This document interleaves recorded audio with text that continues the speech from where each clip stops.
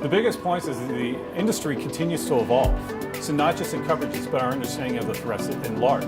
So we will be developing, the industry and Allianz are developing new ways to address each of the exposures.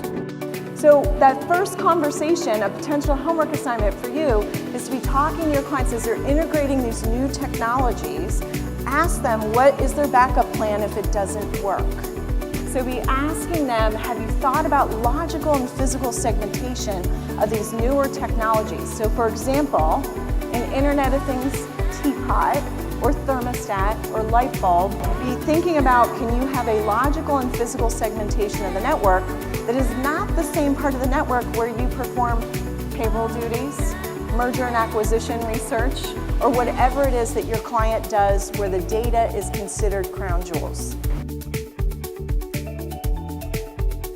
We're seeing a lot of pieces moving around, either this cyber, the artificial intelligence, the drones, even in terrorism, things are evolving pretty fast. It's a changing pace. We need to prepare for this. Sit down with experts, assess what exposures you have, and start planning well in advance. If you look at a police helicopter and how they've been operating for like decades, on drones today, you can have very similar capabilities for $20,000, and they weigh ounces.